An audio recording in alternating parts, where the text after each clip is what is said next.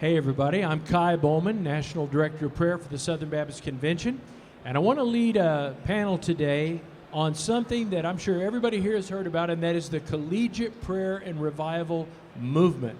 And I've got three guys that are really heavily involved in all of that, and so we're going to start out by just right here, and we'll just go down the line.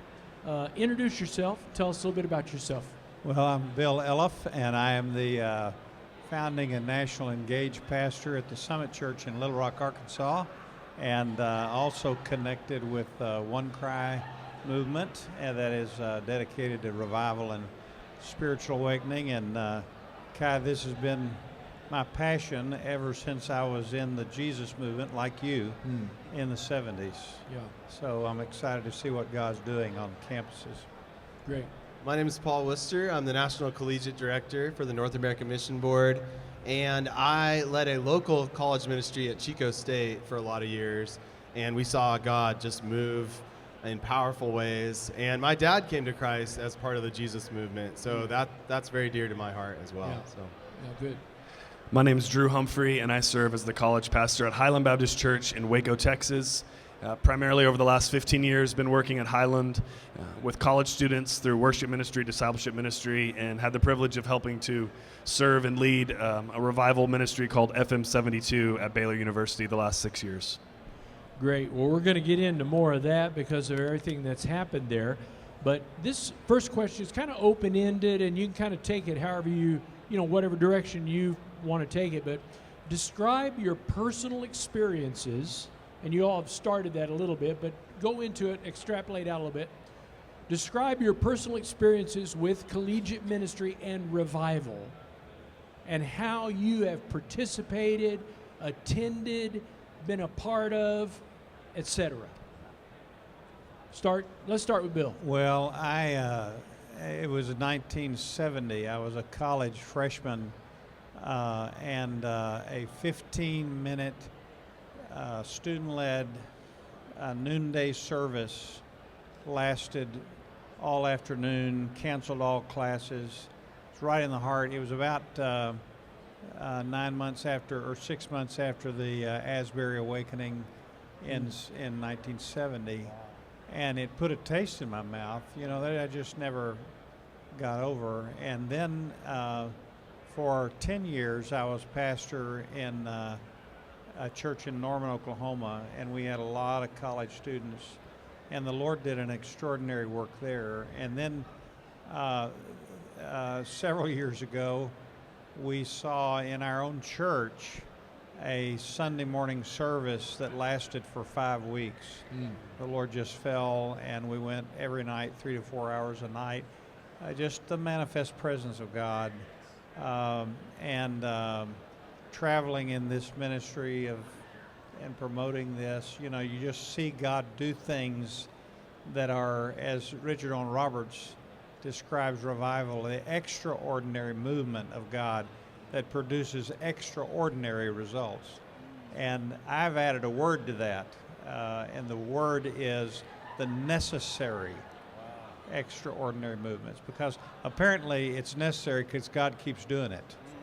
And he knows that in the cycle, we have got to have these moments where the work of God is accelerated for the church to get back on track and do its work.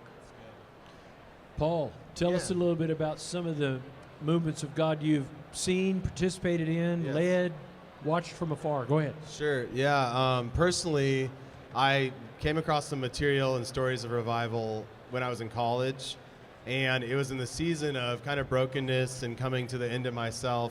I started out super zealous as a freshman in college for Christ, but I kind of crashed and burned with my own sin, and that really helped me grow my own prayer life. And so I kind of experienced a personal revival in college, and then always longed for something more in that sphere, in the ministry side of things. And we saw several years at Chico State where I don't know if I would use the word revival, but I would use the word movement, because we had 1 year we had 200 plus students make professions of faith in Christ. Just this students leading students to Christ, the gospel going viral on a campus. We actually had a run of about 8 years where we had 100 plus people coming to Christ. And so, but it was also a lot of spiritual warfare and just a lot of, it was very kind of, it was intense. And now we're seeing it on multiple campuses. I get to travel around, I get to coordinate with guys like Drew and just hear what God's doing. And I just want to say, God is up to something on a lot of campuses, kind of building the groundwork, the foundation for what could be a genuine revival that kind of goes across the nation. I can really see it happening. A lot of leaders, and God's doing a lot of that personal breaking and personal deepening of collegiate leaders' lives and college pastors and churches near the campus that makes me think there might be something there. So, Drew? Well, I was saved at a revival 25 years ago, Pastor Randall's in Texas, and so revivals have always been important to me. And so when I became a part of college leadership in Waco, Texas, many of us began to become friends across the various ministries, different churches in town, different parachurch ministries in town, and we essentially just became friends and began praying and celebrating each other, and that out of that birthed a desire to serve the community together, to serve our students together.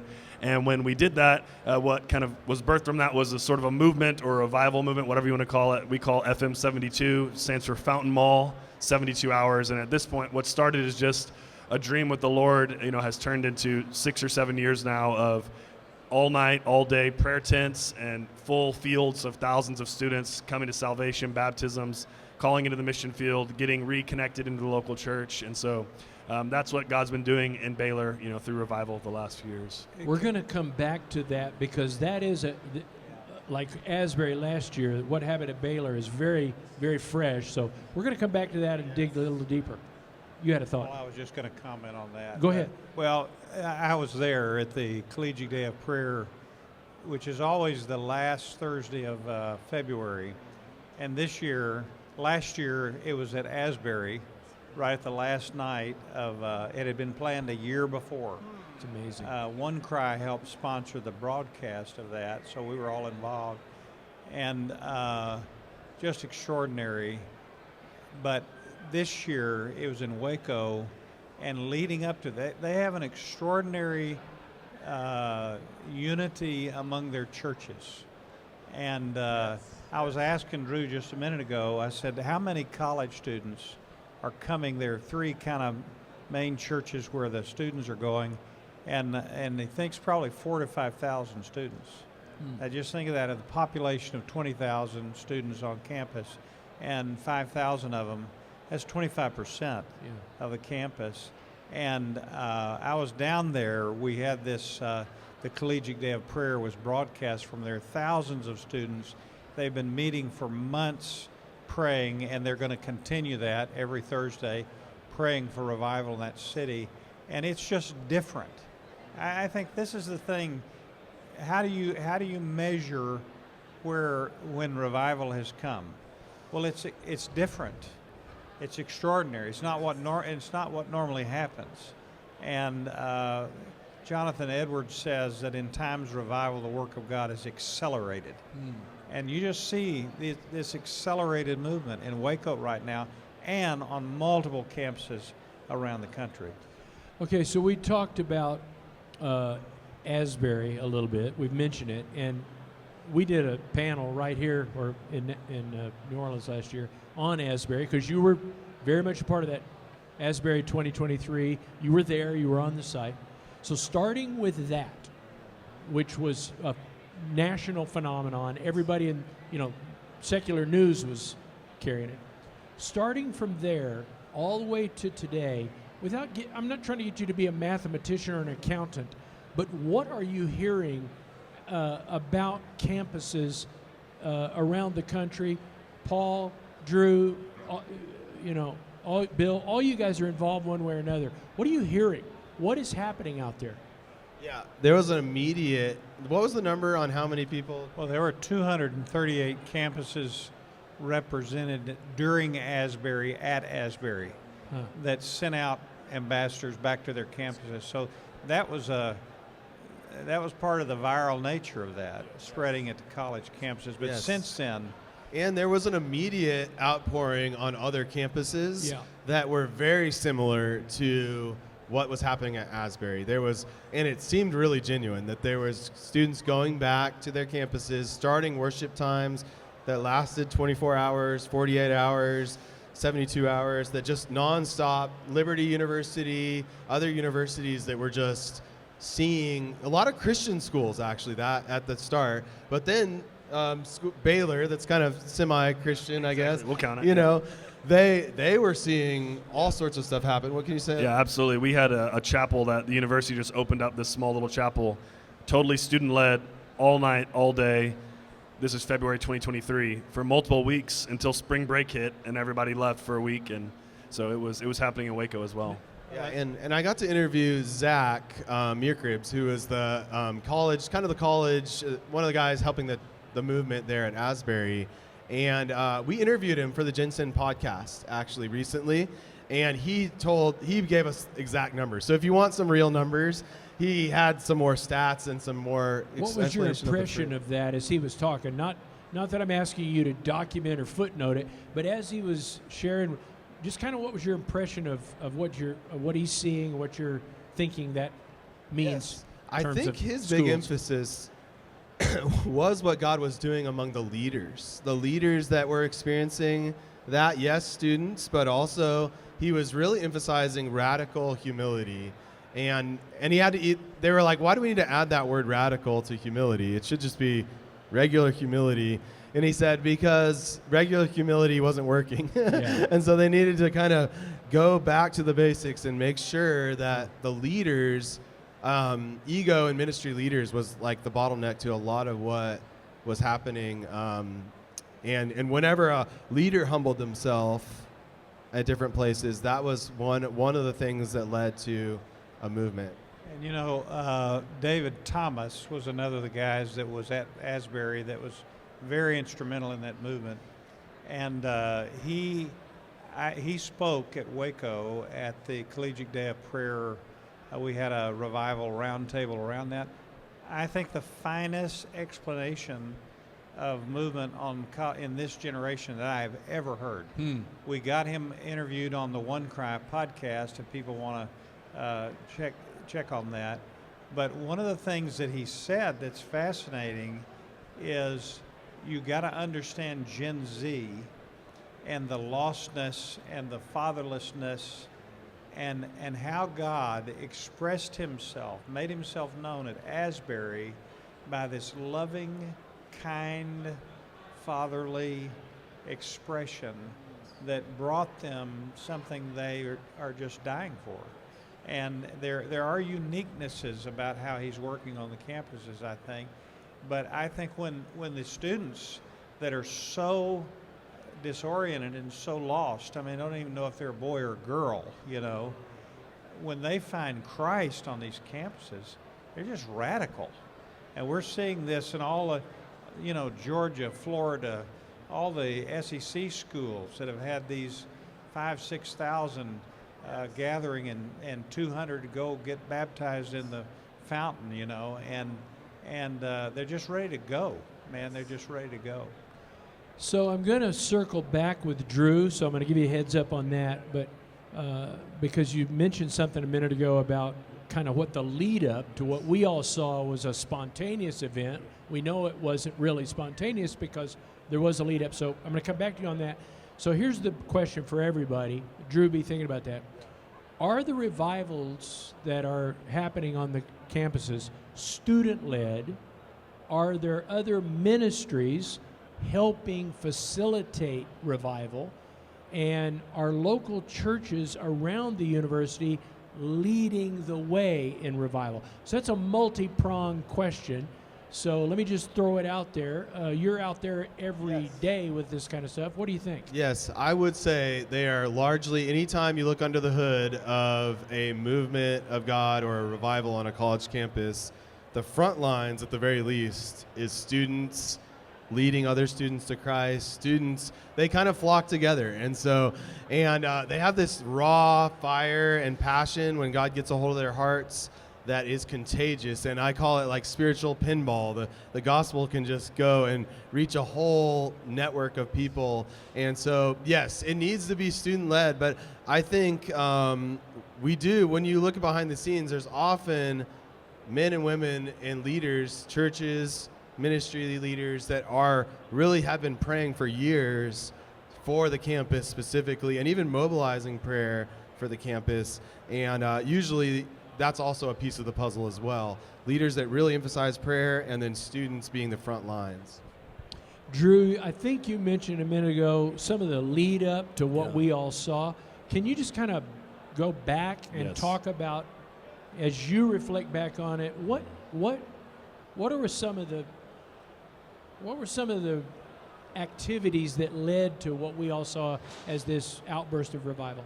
Well, I love that Paul talked about the word radical, because when I was reflecting and praying on this, I felt the Lord reminded me that what was different, what was unique, what led up to it was two things: radical unity and radical prayer. And the unity piece started at a breakfast place called the World Cup Cafe. In fact, to this day, almost 10 years later, our group chat is called the World Cup Cafe Table Number 3.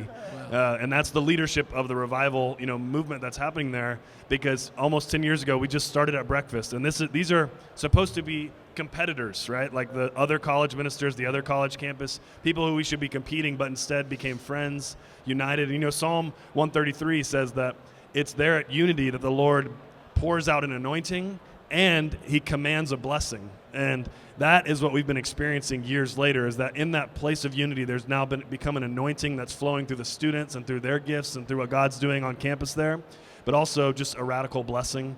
And in that, it then sort of evolved into that radical prayer, and it's just, whether it was early morning prayer gatherings, for years, our Sunday morning prayer gathering at our church had 10 guys, and most of them were retired, or the guys that were required to be there on staff. And then a few years ago, some students got a hold of this idea. We should pray for the church before church begins. And now during the school year, we'll have over 100 college men there at 8 a.m. on Sunday mornings, just praying for what God's going to do. There, getting up at 8 a.m. Yeah, it is, exactly. And just and so that, happening again on Tuesdays, happening again on different days. And, just that radical unity, that radical prayer. There's a quote that I really love that says, God will not put revival on sale. He's not going to cut it 75% or 50%. He says it will cost this generation what it cost every generation, and that's prayer. That's and I think that's what we've been experiencing in the lead up to FM 72 in Waco. That's amazing. And I think an important thing for all of us and for our listeners, Kai, is realizing in the Jesus movement in the 70s, most historians would say that it was cut short. And the reason was because many churches just wouldn't accept it.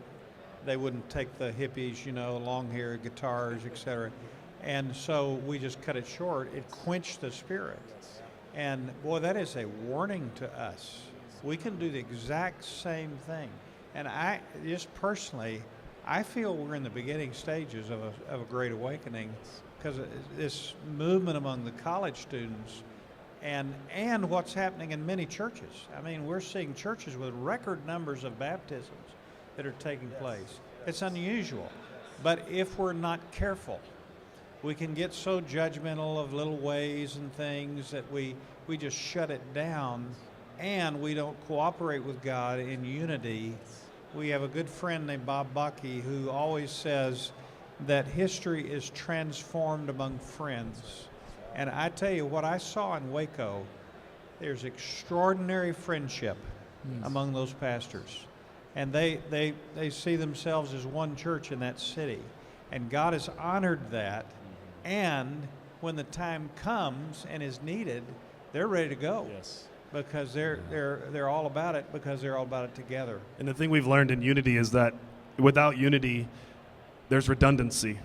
And so when you learn about each other, this church over here or this parachurch ministry, their strength is this, our weakness is that, we work better together instead of being redundant. And then when Collegiate Day of Prayer calls and says, can we do it here? We say, we could do it next week. We already know who does the worship and who does the prayer and who does this. We know each other. We're friends. And that. All right, here's the most important question. We have 30 seconds. So what advice can you give to a pastor or a student leader who lives near a university where revival has not occurred yet? Go. Collaboration, not competition. Okay. Paul? Personal prayer. Block out maybe an hour a day and just grow your prayer life personally. Bill, 5 seconds. I would say extraordinary prayer in every way possible. All right. Guys, thank you very much. I wish we had another hour to go. Thank you all very much. You did a great job. Thank you.